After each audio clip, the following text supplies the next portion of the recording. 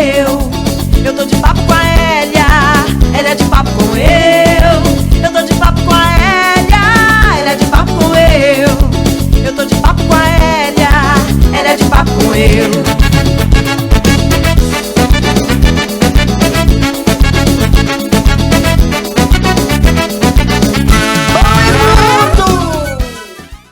Oi, mundo! Hoje eu estou aqui com a mestra de carimbó, Neire Rocha. Oi, Neire! Obrigada por ter aceito o convite de Papo com a Hélia. Seja bem-vinda! Oi, Elia. É um prazer estar participando do seu programa. Uma honra até, né? Mestra Neire, você é uma mestra muito envolvida no movimento de carimbó. Inclusive, participou ativamente do movimento que levou ao reconhecimento do carimbó como patrimônio material brasileiro. Então, eu te pergunto, como foi participar dessa muvuca para a gente atingir esse objetivo? Uma luta muito árdua. Mas, assim, eu comecei a abraçar essa causa e ver as necessidades que nossos mestres tinham. E nós também aqui temos um grupo de carimbó, Sankari, né? E aí eu comecei a perceber que as mesmas necessidades que o meu grupo, o grupo que eu tinha dentro da minha comunidade precisava, todos os grupos precisavam, né? Todos os grupos tinham.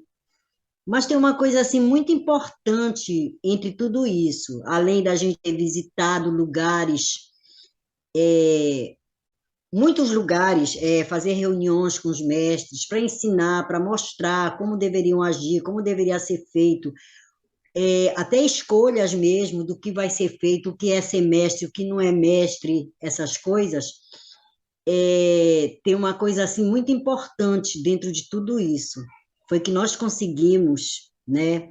Eu falo assim, às vezes alguém pode até dizer, porque ela é puxa-saco. Eu não sou puxa-saco, sou grata, tá? Ao Isaac Loureiro, que foi uma pessoa que conseguiu unir os grupos de carimbó, fez com que nós nos uníssemos e nós passássemos a amar uns aos outros, a ter respeito um pelos outros, coisas que não haviam antes do movimento do carimbó. Não havia. Era aquela rincha, era aquela briga, era um falando do outro, era um cismando com o outro, e principalmente quando tinha os festivais, né? Que, devido a esse tipo de atitude que existia dentro desses grupos, nós fizemos uma reunião onde a gente foi votado pela maioria que a gente ia parar com esse tipo de competição, né? De festival de competição, que iriam ser mostras de música. Então, isso fez com que o coração da gente parasse com aquela briga e a gente passasse a amar e respeitar nossos amigos do interior, de todos os cantos onde existe carimbó. E isso a gente deve agradecer a uma pessoa que conseguiu mesmo que a gente se unisse, e até hoje nós somos unidos. Foi uma luta muito grande, recolher assinatura nos municípios, ir para a Praça da República fazer, né, manifesto, pedir voto, onde a gente ia, se um grupo ia tocar, levava aquele monte de papel, pedia a assinatura das pessoas, né, para elas participarem com a gente, para elas poderem votar, para a gente ter aquela quantidade de votação que pudesse fazer com que o carimbó fosse patrimônio cultural e material brasileiro. E quando foi dia 11 de setembro de 2014, nós conseguimos, nós alcançamos isso. Teve uma galera que foi para lá para ver, entre várias, uma reunião que teve em Brasília, e aí foi votado por unanimidade o carimbó patrimônio cultural e material. Só que antes disso teve muita luta. E assim, eu me sinto muito feliz por ter feito parte, né, de todo esse processo, de todo esse movimento. E até hoje a gente está dentro, ele não acabou. O movimento, a coordenação do movimento continua, a gente continua trabalhando, a gente continua não reunindo ainda, porque ainda não deu, depois da pandemia, não deu para a gente se reunir agora, mas a gente tem contato uns com os outros, né? E é isso, minha filha. Para mim foi uma honra participar, fazer a produção. Enquanto as pessoas estavam lá no Rio de Janeiro, a gente estava aqui, no Rio de Janeiro, não, em Brasília, a gente estava aqui em Belém, produzindo no Centur, recebendo os mestres, né? Eu tenho, assim, uma grande gratidão pelo Isaac ter confiado no meu trabalho, e eu ter sido produtora umas 3 vezes, dos grupos virem dos interiores e eu fazer, organizar junto com o Isaac, junto com a Zuleide, junto com o Lucas, com o mestre Manel, com a Claudete, a gente organizar tudo isso para a gente poder receber nossos mestres que vinham fora e os grupos também. Mestra, só para ficar registradíssimo, que tem muita gente que não sabe, quantos anos de luta para a gente conseguir ser reconhecido como patrimônio? Começou em 2005, né? A gente conseguiu em 2014. Então, lá se vão 2005, 9 anos, né? 9 anos de luta, né? No 9º ano, a gente conseguiu que essa vitória, né, para a cultura popular e tradicional. Mestra, o que de fato mudou dentro do carimbó depois que ele foi reconhecido como patrimônio? Sobre políticas públicas, nós não avançamos. Nós precisamos de políticas públicas que considerem, respeitem esse patrimônio, né, que ele existe há mais de 200 anos, né? Houve uma briga muito grande, a gente sempre brigando que nos editais que eram feitos não era especificado essa categoria de carimbó tradicional, né? Era música ou carimbó. Quando colocava o carimbó, aí era a banda de carimbó, era outra coisa, menos o carimbó tradicional. Devido a gente conversar, a gente colocar, ir aqui, ir ali, pedir, olha, o carimbó é patrimônio, nós precisamos disso, nós precisamos que tenha essa categoria nos editais e tal. Hoje já tem, né? Hoje já tem.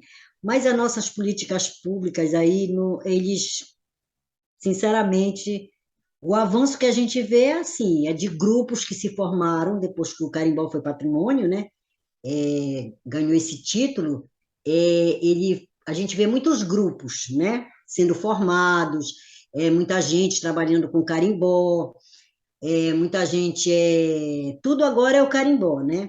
Tudo que fazem, tudo são os mestres para cá, é mestre para lá, é gente se dando bem, é gente se dando mal, né? E assim vai, né?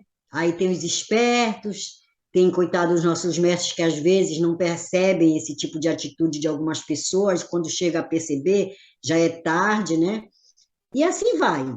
Mas a gente precisa de políticas públicas e precisa de fiscalização também, né? Fiscalização, quando um edital quando um projeto é aprovado, a gente precisa que tenha essa fiscalização, que fiscalizem o que está sendo feito, né? Dentro daquele projeto, para ver se realmente existe, né? Se realmente aquela pessoa não inventou alguma coisa para ganhar a premiação, muitas vezes tirando o prêmio de um mestre que precisa, né?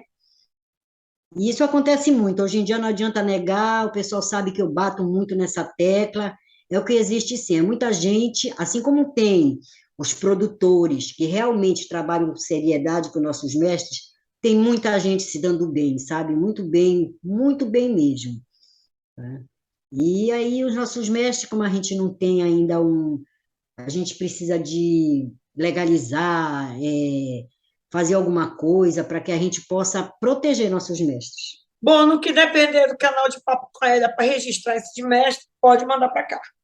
Porque eu acho fundamental que os mestres venham, gravem, olha, esse trabalho aqui é meu, quero deixar registrado.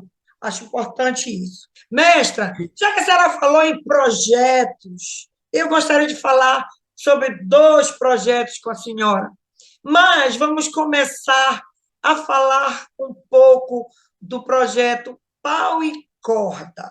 Me conte sobre ele. É o meu primeiro filho, na verdade, né? Assim, de projetos.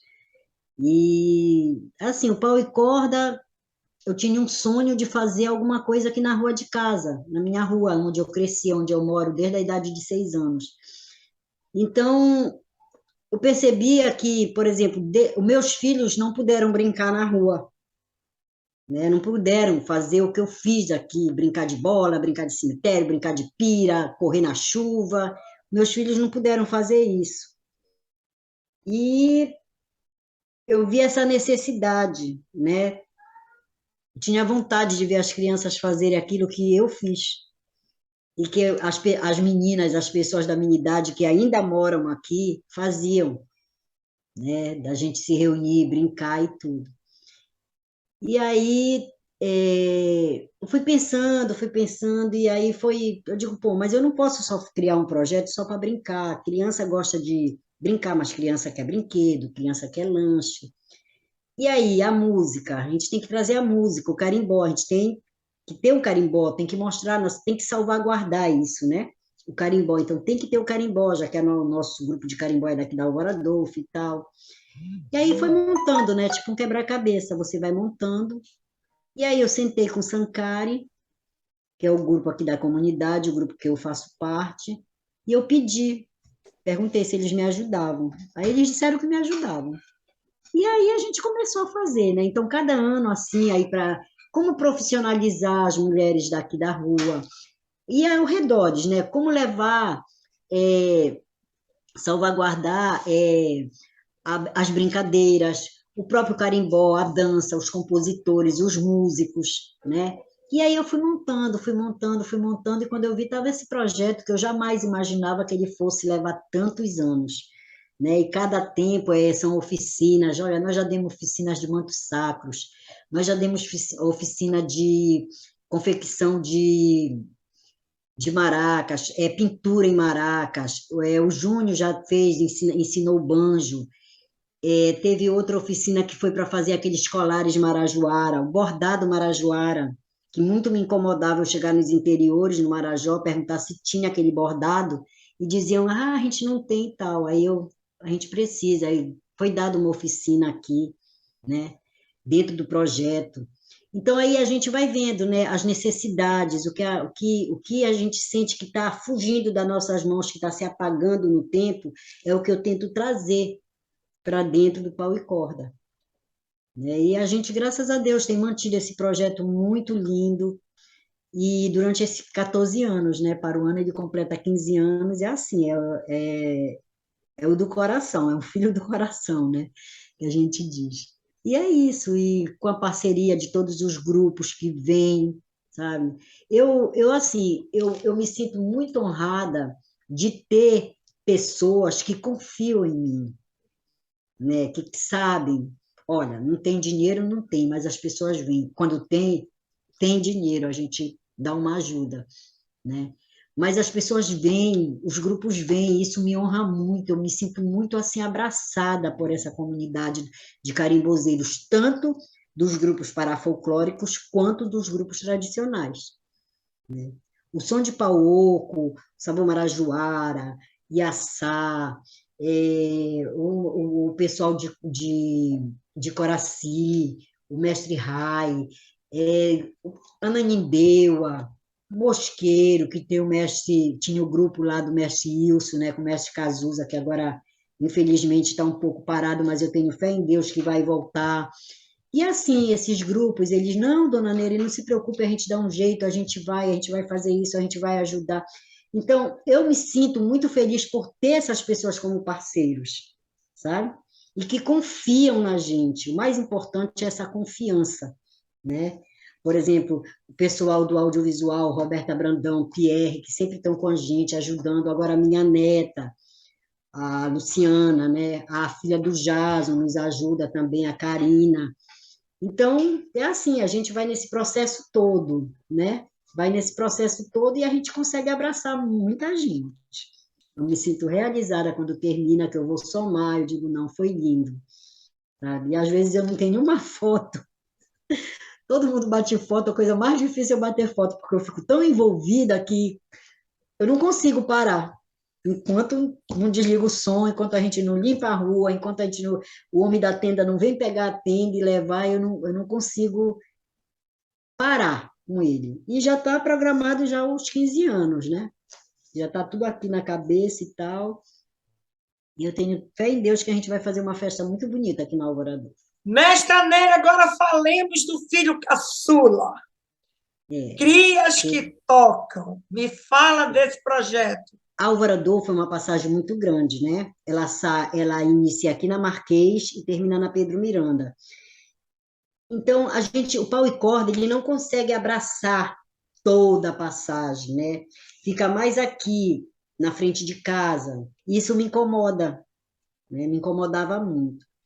Aí eu pensei, eu digo, não, mas dá para a gente fazer um projeto. Aí me reuni com a neta da dona Onete, a Josi, e com a outra amiga que mora lá, que é pedagoga também, a Joselma. E comecei a conversar com elas, articular, e a gente começou, né? Não, vamos fazer. Aí levamos cinema, levamos isso, só que veio a pandemia. Aí a gente teve que parar. Nós do carimbó, nós temos muita necessidade do sopro, né? Da flauta, da clarineta, do sax. Nós somos muito, assim, não tem tantos, né? Às vezes você procura um sopro para te acompanhar numa apresentação e eles estão ocupados. Quem deu esse nome para o Crias que Tocam foi a Bruna Brito. E ela que faz escreve os meus projetos, né? E para a gente tentar salvaguardar. Por quê? Porque se eu faço aqui no Alvorador, as crianças não vão para lá, de lá não vêm para cá, eu tenho que fazer alguma coisa lá. Então, vamos criar um projeto aqui, onde as crianças, para aprenderem a tocar a flauta, né? Só que dentro voltado para o carimbó, né? Ensinar elas a tocar o carimbó. É um projeto para 20 crianças, né? Se a gente, dentro desse projeto, a gente conseguir tirar até um tocador, uma criança que se interesse a tocar o sopro, aí a gente vai, né, vai mudando, vai crescendo. E a gente vai saber que a gente está salvaguardando uma coisa que é muito importante, né, dentro do nosso segmento musical, que é o carimbó. E o CRIAS é assim, foi criado assim, para poder suprir o outro lado da Alvorada, que não era contemplado com música, com nada. Então, a gente já conseguiu trazer um grupo de dança, conseguimos trazer o Pirô, que é o Hudson, que é o rapaz que trabalha com a gente, ele é voluntário, maravilhoso, o trabalho dele com criança. A gente já conseguimos kit escolar, kit de higiene bucal, distribuímos para lá e para cá também, né? Porque aí eu fiz para lá justamente para chamar os daqui para lá, os que moram aqui perto de casa, e eles foram lá. Então, eu tento fazer isso para não, porque não adianta eu dizer o pau e corda e falar na passagem ao Álvaro Adolfo se eu não consigo alcançar todos da Álvaro Adolfo. E eu quero isso, eu quero alcançar todo mundo, principalmente as crianças. E assim, a gente tem o nosso presidente, o Jason Leão, ele sempre diz que quando a gente traz a criança, a gente traz o pai, a mãe, o avô, o tio, traz todo mundo. E o foco é a criança, né? Se a gente conseguir colocar dentro do coração da criança, mostrar para ela o que é nosso, trabalhar com ela as nossas necessidades, por que salvaguardar as nossas músicas, por que ter o sopro dentro da música, por que o carimbó, elas vão crescer e elas vão saber falar sobre o assunto. Não ser leigas, né? Porque fala no Pará, o sírio, o açaí e o carimbó, né? Se a gente for ver, são essas três. Em Belém, o que é que tem em Belém? Tem o sírio, de Nazaré, tem o carimbó e tem o açaí, né? E aí é por aí. E a vontade é essa, é de formar mesmo músicos que aprendam a tocar, não só o carimbó, outros segmentos, mas aqui o foco é o carimbó. E eu também tenho outro projeto, o Girassol, né? Que ele é voltado já para os mestres, né? Reunir os mestres para a gente conversar, para a gente debater as nossas necessidades, como é que eu estou trabalhando no meu interior, como é que eu estou aqui, como é que eu estou ali, sabe? Então, eu sempre aproveito uma data assim, que seja, por exemplo, Dia Estadual do Carimbó, dia 3 de novembro, aí eu faço, né? Eu faço aquela reunião com os mestres, trago para cá, para minha casa, que a gente serve um almoço, a gente conversa, a gente canta. Então, é essa troca. Eu não quero desistir deles, sabe? É uma coisa assim que é muito, para mim, é muito importante esses projetos de salvaguardar, de conversar com os mestres, de conversar com a criança, de fazer brincadeira na rua, tá? É muito importante isso para mim. E eu acredito que para as pessoas também que fazem comigo, né? O pau e corda, ele é incluído dentro de um circuito que é Zimba Pará, né? Que é o único projeto aqui que é realizado aqui dentro de Belém, dentro desse circuito. E eu criei ele na época do movimento, né? Do carimbó. Então, os mestres me deram muita força. Não faz, vai dar certo. Eu sentava, conversava, não faz, não tem medo e tal. Morria de medo. Agora eu já não tenho mais. Agora eu já sei como é que faz, eu não tenho mais medo. Mestra Nery, me diga, o que que a senhora almeja, o que que a senhora sonha para o carimbó? A gente não fala em carimbó sem falar nos nossos mestres, né? E, assim, uma das maiores vontades que eu tenho é de ver do governo, a prefeitura, tratar nossos mestres como eles merecem. Eu vejo assim que o mestre, ele precisa ter um salário. Tem mestre para ele poder se dedicar à obra dele. Existem mestres que já estão, que já se foram, que não tiveram um reconhecimento, que não receberam nada do governo, não receberam nada da prefeitura, do local deles, né, para poder se manter, para poder dar continuidade nesse trabalho tão lindo de composição, de artesanato, de música, né? E quando eu falo assim, carimbó, quando a gente fala no todo, porque tem a questão alimentar, tem a dança, tem o artesanato, tem a música em si, né? Tem tudo, o carimbó tem tudo. E nós temos mestres aí que precisam, né? Assim, nós temos alguma coisa que eu não me lembro agora, de um projeto dentro da coordenação do movimento da campanha, que é sobre isso, para que essas prefeituras, o governo do estado, dê para esses mestres um salário, uma forma de gratificação todo mês, para que ele possa se manter, né? Para ele poder continuar a fazer, a compor, sem ter aquela preocupação, eu tenho que pescar, eu tenho que fazer isso, porque tem mestre que já tá indo embora e não tá tendo nada, não tem nada, não tem o reconhecimento.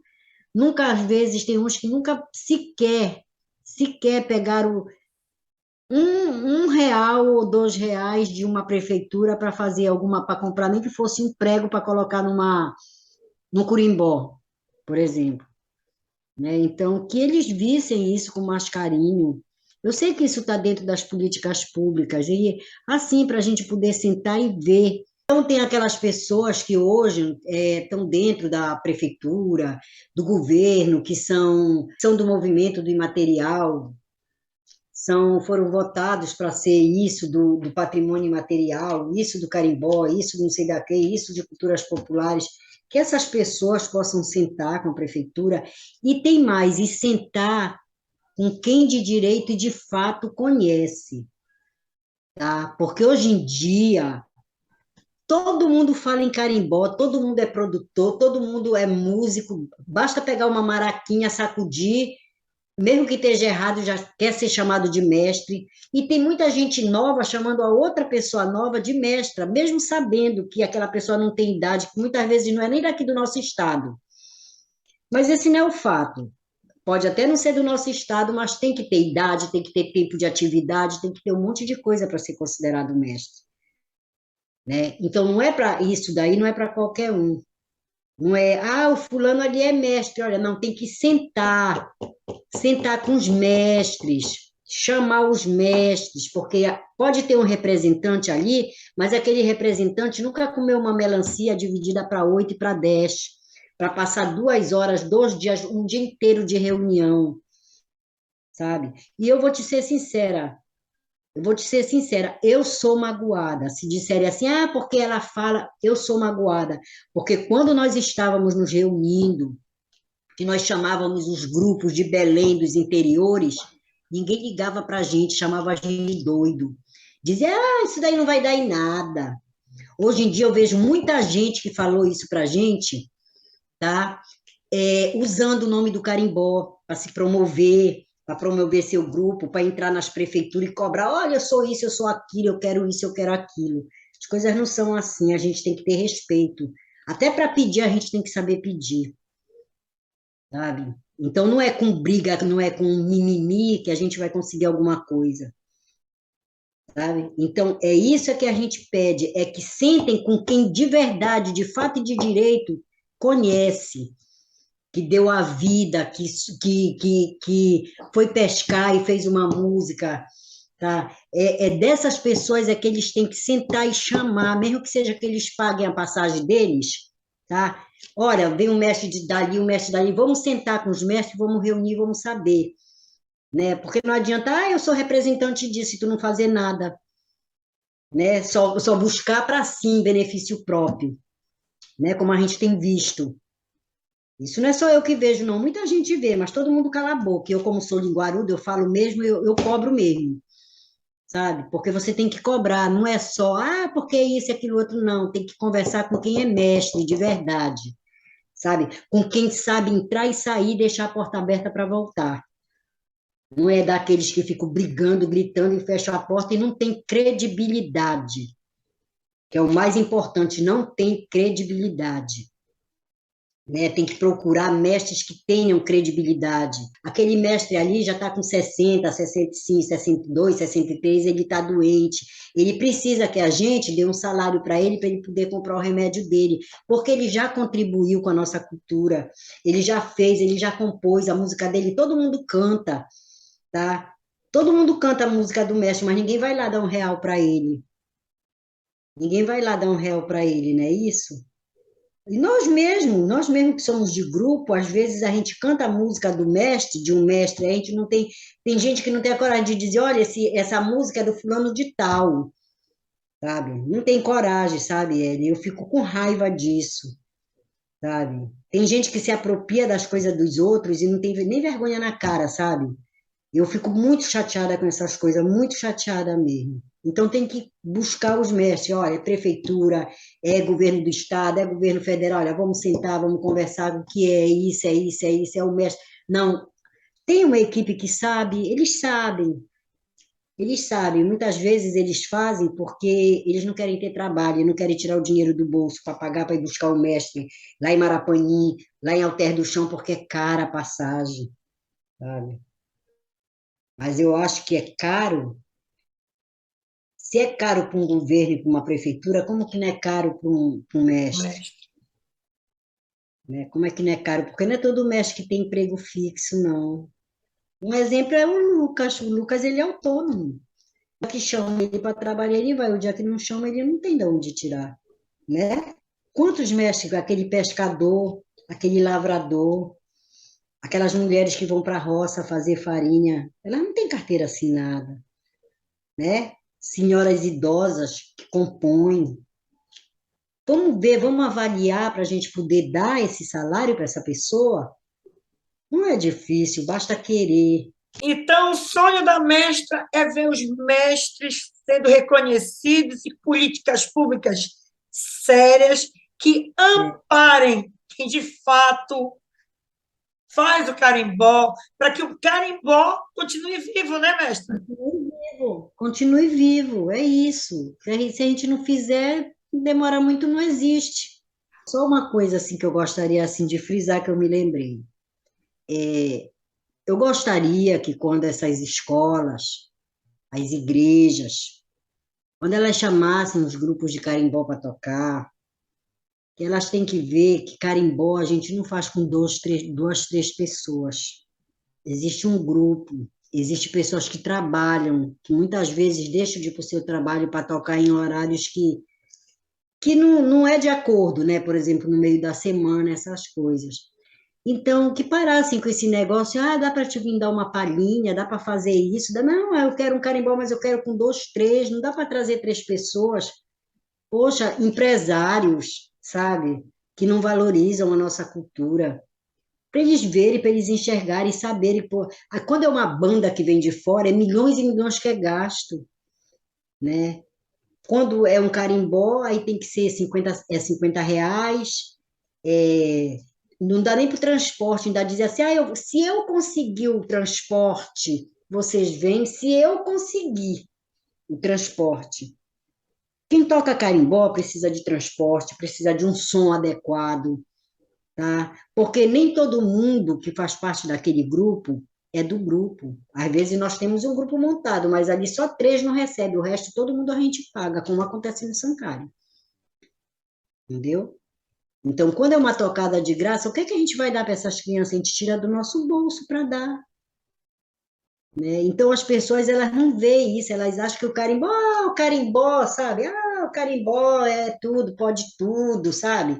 Não, bora chamar que eles vêm, sabe? Bora chamar que eles vêm, eles acham que a gente está pedindo pelo amor de Deus, e não é isso. Nós queremos respeito, é isso que nós queremos. Porque a igreja tem dinheiro, tá? A escola também não tem, mas dá para fazer uma coleta, principalmente escola particular, né? Dá para fazer uma coleta e trazer. E se não dá, faz bingo, faz isso. Olha, a gente quer trazer tal grupo, então bora fazer aqui uns bingo, umas coisas, uma rifa, para pagar o grupo, sabe? Não que a gente cobre aquele, mas porra, que tenha esse respeito pela gente, né?